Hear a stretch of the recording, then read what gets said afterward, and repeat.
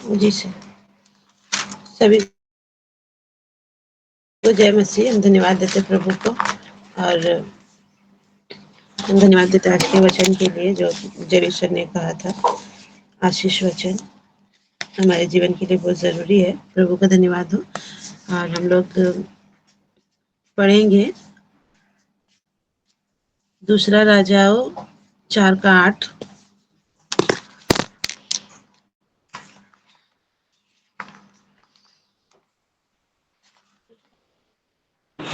चार का आठ। एक दिन की बात है कि एलीशा शूनेम को गया, जहाँ एक कुलीन स्त्री थी, और उसने उसे रोटी खाने के लिए विनती करके विवश किया। अतः जब जब वह उधर से जाता, तब तब वह वहाँ रोटी खाने को उतरता था। आमीन। सभी को जय मसीह। धन्यवाद देते हैं। हम छोटे प्रार्थना करेंगे।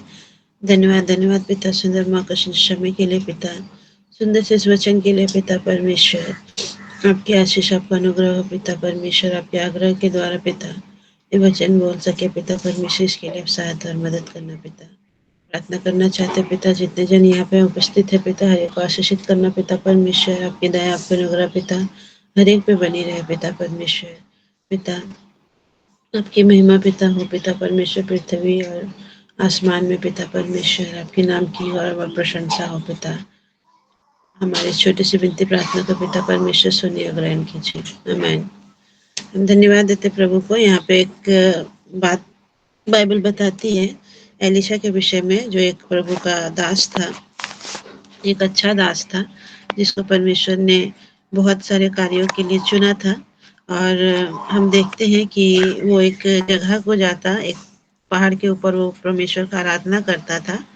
और जब उस रास्ते से वो जाता था तो बाइबल बताती है कि यहाँ पे एक औरत है जो सुनाम वासी, मतलब सुनाम एक नगर है जहाँ की वो रहने वाली है। बाइबल उसका नाम मेंशन नहीं करती कि वो कौन थी, उसको किस घराने से थी, और उसका उसके पति का नाम बताती है, पर उसका उसका नाम नहीं बताया गया हम लोगों को कि वो कौन थी। पर हाँ, उसके बारे में बताया गया है कि वो बहुत ही कुलीन स्त्री थी, मतलब कि उसके पास सब कुछ है। उसके पास उसके घर में किसी चीज़ की कमी घटी नहीं है। और वो ये भी बताता है बाइबल कि वो एक बहुत बड़ी विश्वासी भी थी, क्योंकि उस नगर में और भी लोग रहे होंगे, पर ये औरत एलिशा जो प्रभु का दास है, वो जब उस जगह से पार होता था तो हमेशा उसके प्रति जब उसको देखती थी तो उसको उसके प्रति एक पवित्र, मतलब एक चीज उसके अंदर से आता था कि एक प्रभु का जन है। उसको रोज देखती थी और उसको वो बहुत ही उसके अंदर से ये आता था कि एक परमेश्वर का जन है। तो एक परमेश्वर का लोग ही परमेश्वर के लोगों को पहचान पाता है। तो जब वो उधर से जाता था तो वो स्त्री जो है उसको देखती थी, और एक दिन उसके मन में आया और उसने क्या किया, उसको बहुत ही विवश किया और उसको बोला कि जब तू यहाँ से जाया करे तो क्या कर, मेरे घर में रोटी खाना। विनती किया उससे। और जब जब वो एलिशा वहाँ से जाता था तो उसके घर में वो उतरता था, उसके घर में वो रोटी और पानी खाता पीता था और वहाँ से फिर चला जाता था। और जब उसको ये चीज़ जब उसने किया, तब एक दिन उसके मन में वहाँ तक उसका काम खत्म नहीं हुआ। वो फिर अपने पति से बोलती है कि जो मेरे घर हमारे घर जो आता है वो हमको पवित्र भक्त जान पड़ता है परमेश्वर का। तो हम क्या करें कि हमारे जो भीतर में कोठी है, छोटी सी कोठरी है, उसके में क्या करें, हम एक घर के ऊपर एक कोठरी बनाए और उसमें क्या करें, एक खाट लगाए, मेज बिछाए, एक कुर्सी, एक दीवट रखे, मतलब 4 चीज से उसका मतलब वहाँ पे स्वागत करे कि उस सारे चीजों को रखा जाए। वो प्रभु का दास आएगा तो क्या करेगा, वहाँ टिकेगा और वहाँ पे वो थोड़ी देर के लिए क्या करेगा, विश्राम करेगा। तो ये सारी चीजें करने के बाद उसका पति ने भी उसको उसका जो इच्छा था उसको पूरा किया कि अगर तुमको लगता है कि वह परमेश्वर का एक जन है तो तुमको जैसा ठीक लगे वैसा ही करो। और हम वो देखते हैं, बाइबल बताती है कि ऐसा ही होता है कि वो औरत जो है उसके लिए ऐसा ही करती है। और एलिशा भी जो है जब जब उस जगह को जाता था परमेश्वर का महिमा करने के लिए, तो उस जगह में रास्ते में जाते समय वो उस जगह टिकता था और उसके लिए जो भी वो औरत उसके लिए करती थी उसका वो दिल से स्वीकार करता था। और एक दिन ऐसा आया कि वो वो कोठरी में अपने जो उसका जो सेवक था गेहजी, उससे वो कह रहा था कि जो सुनामी औरत है उसको बुला ले, कि उसको क्या करूं मैं, कि उसके लिए मैं क्या कर सकूं, वो मेरे लिए इतना कुछ करती है। पर जब वो गेहजी उससे कहता है 13 में जब हम पढ़ते हैं, तब उस गेहजी ने उससे कहा, इससे कह कि तूने हमारे लिए ऐसी बड़ी चिंता की है तो तेरे लिए क्या किया जाए, क्या तेरी चर्चा राजा या प्रधान सेनापति से की जाए। उसने उत्तर दिया, मैं तो अपने ही लोगों में रहती हूँ। मतलब वो वैभव का भूखी नहीं थी, उसको कोई नाम शोहरत नहीं था, नहीं करना था, क्योंकि वो बहुत प्रतिष्ठित थी, क्योंकि उसके पास सब कुछ था। और जिसके पास शुरू से सब कुछ होता है, वो लोग कभी भी इन सारी चीज़ों के लिए भूखे नहीं होते हैं कि मेरा भी एक समाज में बहुत बड़ा नाम हो। तो वो औरत जो है वो इस चीज़ को नहीं लेना चाहती है कि मुझे कोई वैभव नहीं चाहिए। वो जो सेवा करती थी वो दिल से करती थी। तो फिर गेहजी ने जो है उसको उत्तर दिया एलिशा को कि एक चीज है जो उसके पास नहीं है, कि देखा जा रहा है। कहता है, गेहजी ने उत्तर दिया, निश्चय उसके कोई लड़का नहीं और उसका पति बूढ़ा है। उसने कहा, उसको बुला ला। यहाँ पे हम देखते हैं कि गेहजी उसके अंदर एक कमी देख रहा है। वो बता रहा है कि उसके पास कोई भी संतान ही नहीं है।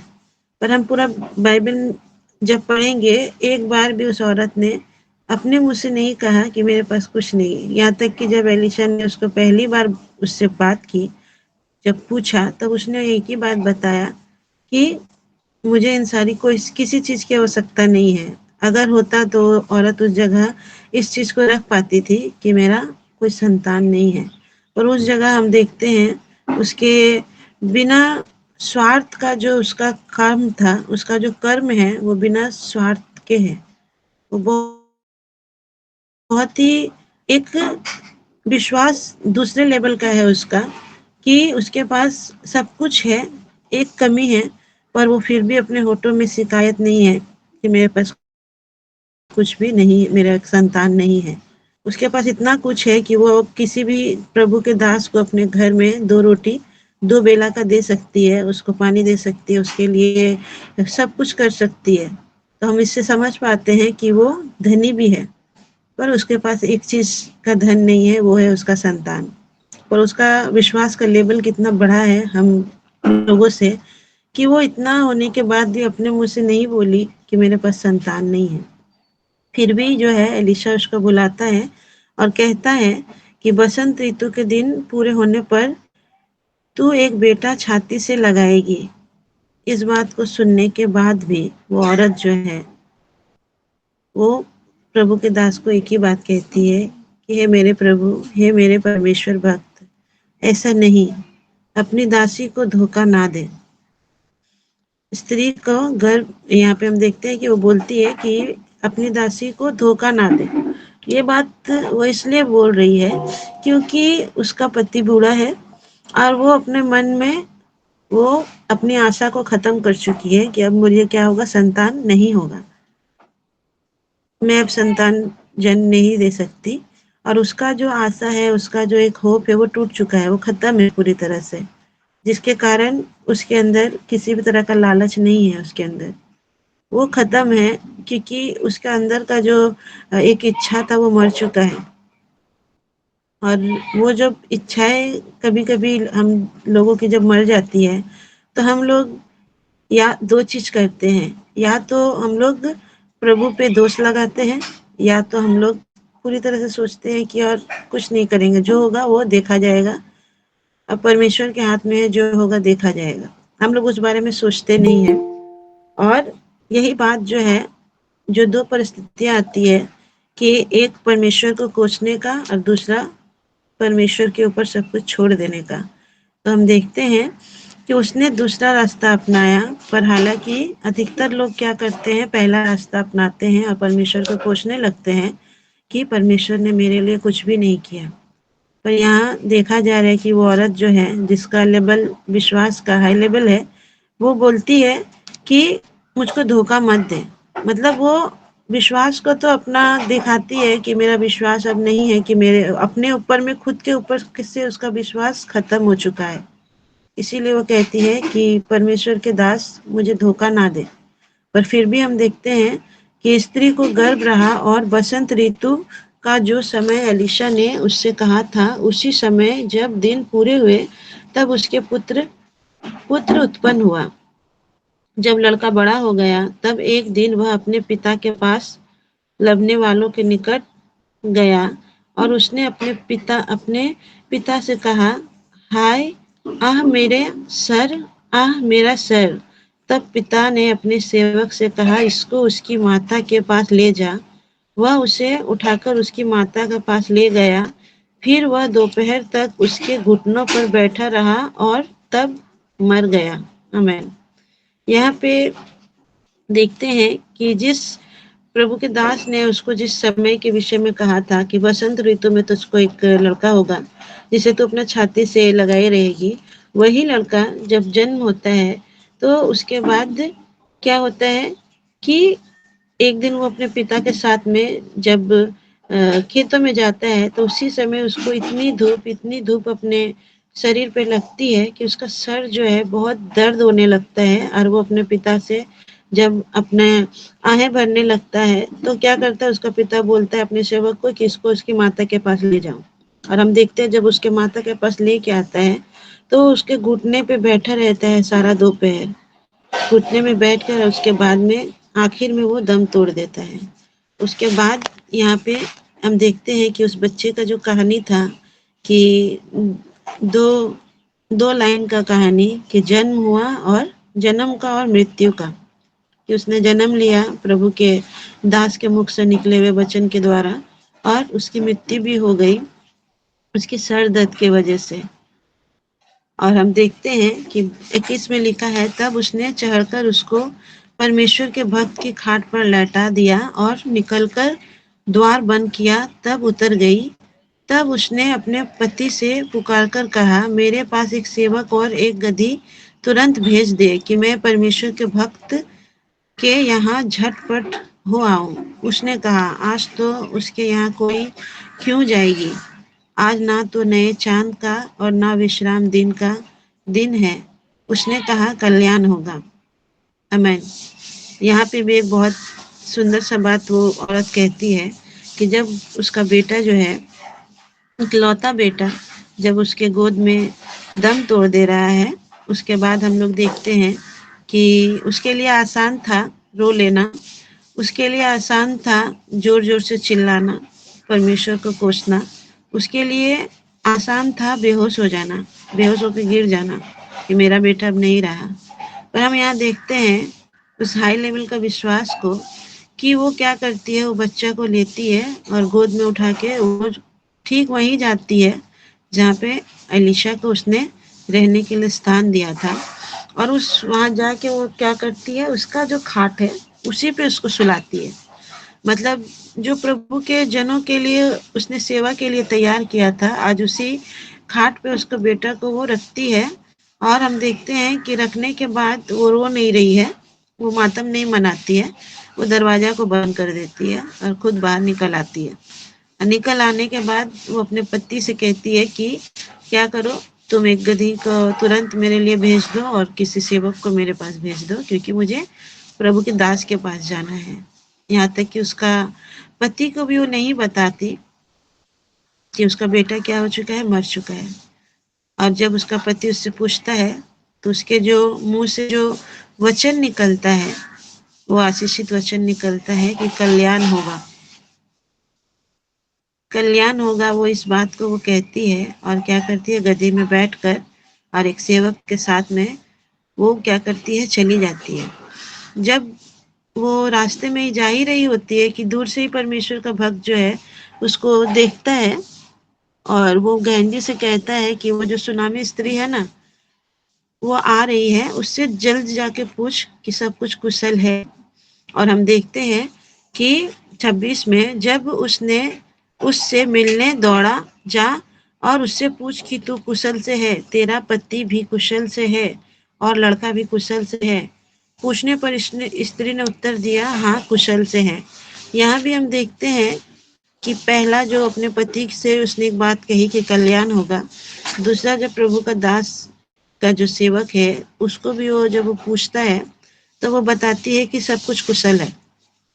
और क्या करती है कि वो पहाड़ के ऊपर परमेश्वर के भक्त के पास पहुंचती है और उसको पाँव में पड़कर पड़ने लगती है और वो रोने लगती है। उस समय जाकर उसको वो कहने लगती है कि हम तुमको क्या नहीं बोले थे, हम क्या तुमको ये बताया था कि हमको पुत्र चाहिए, हम तुमको नहीं बोले थे कि मुझको धोखा ना देना।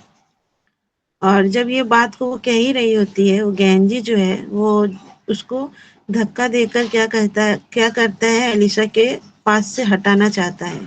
पर एलिशा उसको बताता है कि उसको मत हटाओ, क्योंकि वो बहुत ही व्याकुल है। उसको पता चल जाता है उसके साथ कुछ हुआ है। वो उस समय भी अपने प्रभु को नहीं बताती है कि तूने जो बेटा दिया था, मतलब जो बोला था और जिस वरदान से हमको मिला वो मर चुका है। उस समय भी वो अपने एक ही बात को बोलती है कि तुमने मुझको धोखा दिया, हम तो तुमसे मांगे नहीं थे। और तब हम देखते हैं कि एलिशा जो है वो गेहजी से कहता है कि तुम उसके पास जाओ। और हम लोग उसका आगे का हम लोग सभी ये बाइबल पढ़े हैं, हम लोग जानते हैं कि एलिशा जाता है, उसका दास जाता है गेहजी एक छड़ी को लेके, पर उसके द्वारा कुछ भी कार्य नहीं होता है। और जब उस बात को वो बताता है उसके बाद हम देखते हैं कि फिर वही दास जिसको रहने के लिए स्थान दिया था वो खुद जाता है उस जगह में और जाके देखता है कि उसका बेटा जो है उसी के खाट पे सोया हुआ है। और तब वो क्या करता है, अंदर जाता है, दरवाजा को बंद करता है और वो हम देखते हैं कि तब उसने अकेले भीतर जाकर द्वार बंद किया और यहोवा से प्रार्थना की। तब वह चढ़ के चढ़कर लड़के पर इस रीति से लेट गया कि अपना मुंह उसके मुंह से और अपनी आंखें उसकी आंखों से और अपने हाथ उसके हाथों से मिला दिए और वह लड़के पर पसर गया। तब लड़के की देह में गर्म होने लगी। तब वह उसे छोड़कर घर में इधर उधर टहलने लगा। यहाँ पे हम देखते हैं कि वो जब एलिशा जो प्रभु का दास है उसके घर में जाता है, दरवाजे को बंद करता है, उस बच्चे के साथ में वो जो भी करता है, पर उससे उसके अंदर में एक शरीर में एक गर्माहट आती है, पर बच्चा फिर भी जागता नहीं है। तो यहाँ पे हम देखते हैं कि जो प्रभु का दास है इधर उधर घर में टहलने लगता है, यानी कि वो हारा नहीं है, वो परमेश्वर के प्रार्थना में है और उसकी आराधना में है और परमेश्वर से वो सामर्थ्य के साथ मांग रहा है। और परमेश्वर क्या करता है कि उसके बातों को सुनता है। वो फिर से जाकर फिर से वही करता है जो पहली बार किया था। और 7 बार देखते हैं हम लोग कि इस बार जो है लड़का 7 बार छींकता है और उसकी आंखें खुल जाती है। तब क्या करता है एलिशा जो है वो गेहजी को बुलवाकर कहता है कि उस स्त्री को जो है उसको बुला लाओ। यहाँ पे हम देखते हैं प्रभु का दास के भी व्यवहार को कि क्यों उसको उस स्त्री ने अपने घर में जगह दी थी। आजकल अगर हम लोग कुछ प्रभु के नाम से कर ले तो बहुत शोर करते हैं, बहुत शोर। यहाँ पे हम देखते हैं कि एलिशा जो दास थे उनके लिए भी बहुत आसान था कि वो चिल्ला के बोलते कि चिल्लाते कि हाँ प्रभु का बहुत बड़ा कार्य हो गया, अपनी प्रशंसा करते हैं कि आज मैं आया इस घर में और प्रभु के नाम पे इसको चंगाई दिया। हम देखते हैं कि जैसा स्त्री थी कि वो भी ऐसा नहीं थी कि मतलब आजकल जैसा होता है कि किसी के जीवन में काम हो जाए तो पहले तो बहुत बड़ा बड़ा बोली बोलता है कि हम प्रभु के लिए ये करेंगे वो करेंगे, प्रभु ने मेरे लिए ये किया वो किया, और बाद में क्या करता है वो अपने बातों से मुकर जाता है। पर यहाँ पे हम उस औरत को देखते हैं कि वो पहले भी वैसी नहीं थी। उसने बिना लालच के बिना निस्वार्थ के क्या किया, प्रभु के दास की सेवा की। और प्रभु का दास भी उसको ऐसा है कि वो एक प्रभु का जन ही प्रभु का जन को जान पाता है, अच्छी पहचान रखता है कि प्रभु का दास भी जो है उस तरह का नहीं था कि वो चिल्लाए, जोर-जोर करके बोले कि हम आज ये इतना बड़ा काम किए। वो क्या करता है, गेहजी को बोलता है कि उसको बुला के ले आओ, और वो जब वो भीतर आती है तब देखती है कि उसका जो बेटा है वो जिंदा है। और वो क्या करती है कि उसको अपने गले से लगा लेती है, और हम देखते हैं एलीशा जो है प्रभु का दास, वो उसको गो उसके घर से फिर चला जाता है। और उसके बाद ये कहानी यहाँ पे हम लोग देखते हैं ख़त्म हो जाती है। पर इस कहानी यहाँ पे ख़त्म नहीं होती, क्योंकि हम फिर जब देखते हैं दूसरा राजा 8 अध्याय हम लोग पढ़ेंगे।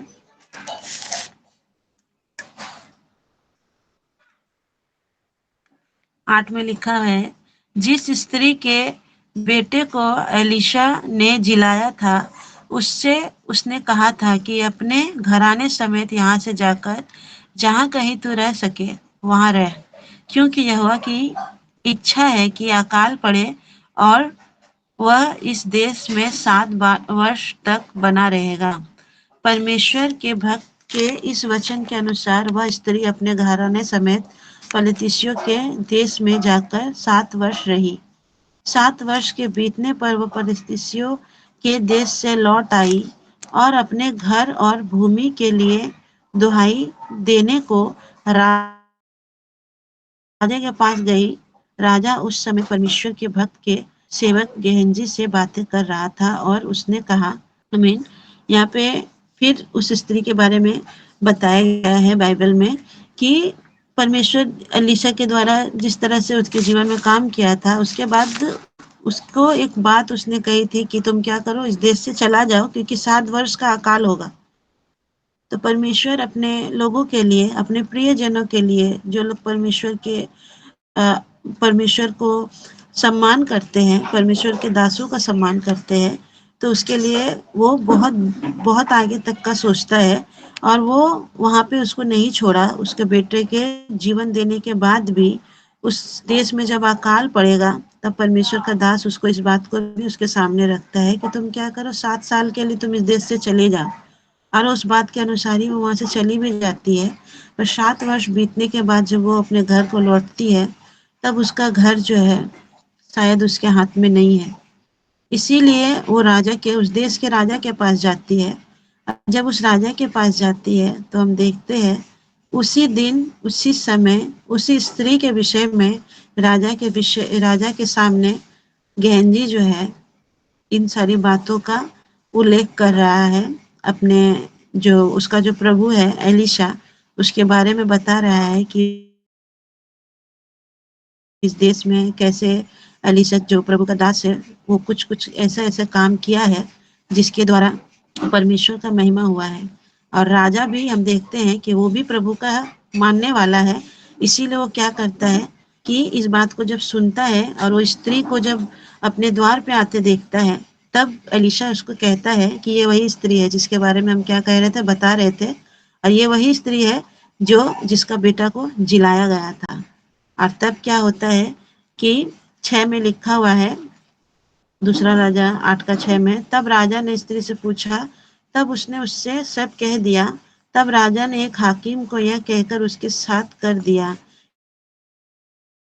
कि जो कुछ इसका था, वरन जब से इसने देश को छोड़ दिया तब से इसके खेत की जितनी आमदनी अब तक हुई हो, सब इसे फेर दे। आमीन। यहाँ पे देखते हैं हम लोग कि एक प्रभु का विश्वास करने के बाद हम लोग जब कार्य करते हैं, उस कार्य के द्वारा हम लोग को कितना कुछ प्राप्त हो सकता है। वो चीज हो सकती है जो हमारे अंदर जो विश्वास मर चुका है, वो विश्वास परमेश्वर फिर से जिंदा करता है। और वो विश्वास जो हम पा जाते हैं, उसके बाद जो है वहां से हम लोग के जीवन में 2 जन का कार्य शुरू हो जाता है। शैतान भी जो चीज हम पे दी जाती है परमेश्वर के द्वारा, वो छीनने की पूरी तरह से कोशिश करता है। वो इसलिए छीनता है, छीनना चाहता है, ताकि हमारा जो विश्वास है वो क्या हो जाए, वो नीचे आ जाए, विश्वास में हम लोग गिर जाए, ताकि हम लोग उस चीज को पा ना पाए जिसके लिए परमेश्वर ने हमें बुलाया है। पर यहाँ पे हम देखते हैं कि उस स्त्री के विश्वास को, कि जब हम भी परमेश्वर से कुछ मांगे तो बिना स्वार्थ के मांगे, बिना लालच के मांगे। आज बहुत सारे कार्य ऐसे होते हैं जो हम लोग दिखावा के लिए करते हैं।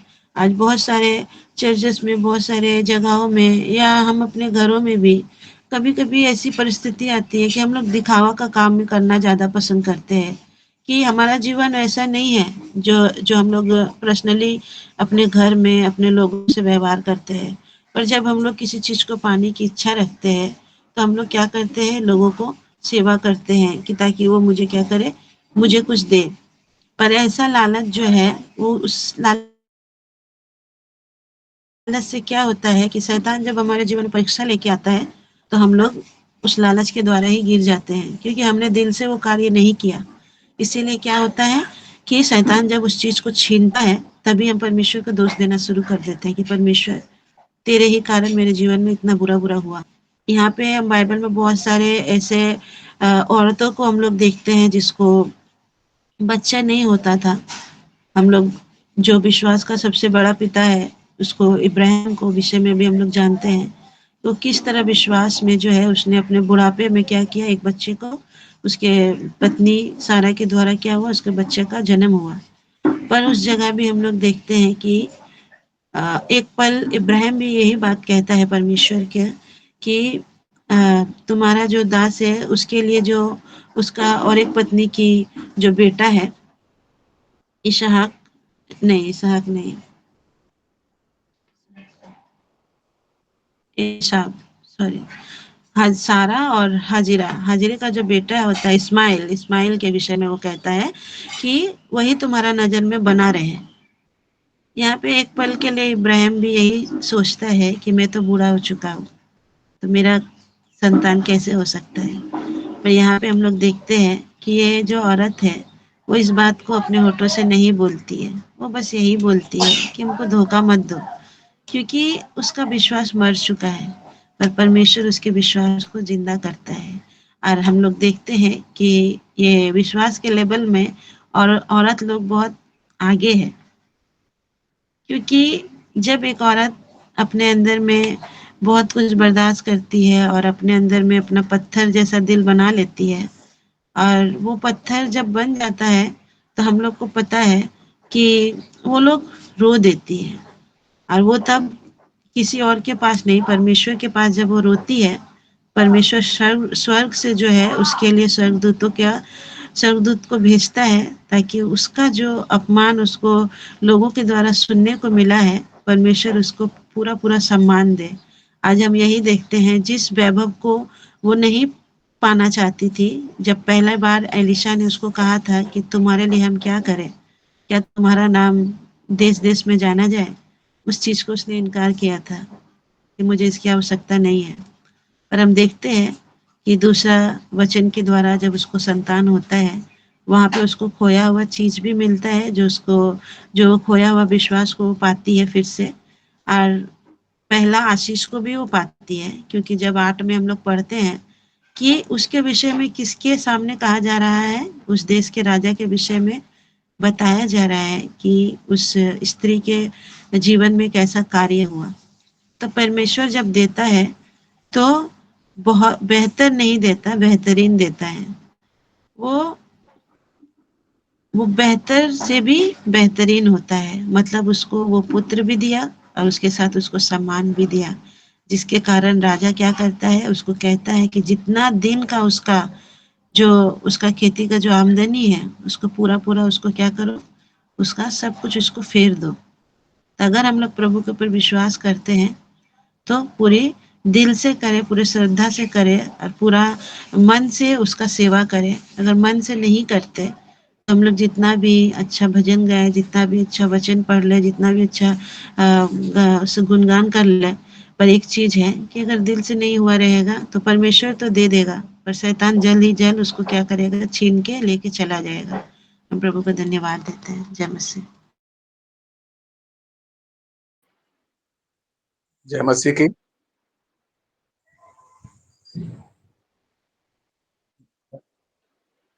संदेश सुनाया।